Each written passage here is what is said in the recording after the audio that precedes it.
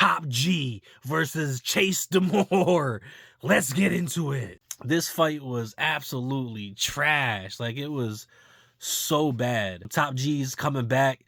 That was like dope, you know, but it was a real letdown. It was pretty much just nonstop hugging for 4 rounds. You know, Andrew, some will say humiliating. He's a veteran kickboxer fighting an inexperienced reality TV star turned boxer. He should have knocked him out. It's embarrassing to lose to him. But everybody's sitting there clowning, saying he can't fight and he's got exposed. And it's like, y'all realize this dude is 40 years old and haven't fought in like 5 to 10 years, right? Y'all do realize that. Y'all be acting like all his fights in the past are just like made up myths and fairy tales and there's no footage of it.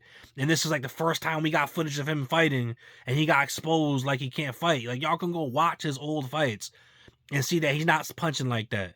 Y'all can see him with head movement quick as hell. Y'all can see him with cardio. Now, I'm not saying he was ever an elite fighter, but you can go back and watch his footage from his older fights and then watch that fight and see that it's not the same guy. Was good with his jab in the first round, did okay in the second round, and then he just started getting exhausted. What do y'all really expect? It's coming off a 5 to 10 year layoff of smoking cigars at 40 years old. And he's just going to come back, train for a couple months, and think he's going to have cardio to go 6 rounds against a bigger guy that's going to be leaning on him, you know, forcing him to carry his weight. So as disappointing as it was, it is what it is. He stepped in there, like you said, he didn't have to, got hundreds of millions of dollars, is living the life that all of you haters dream about. Someone that's affected me personally in my life.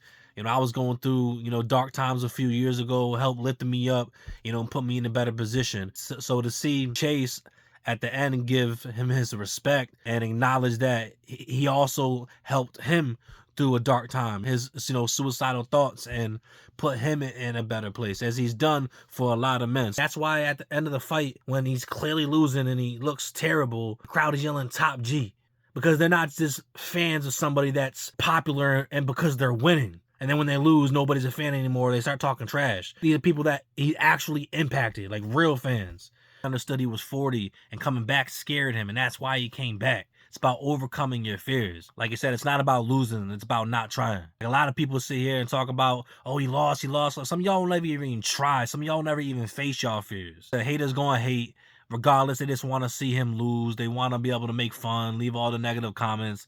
It is what it is. Y'all have a blast. I mean, he went in there, he fought at 40 years old, off the bench. He's got nothing to prove. Let me know your thoughts in the comments below. Top G, Chase Demore, what a terrible fight.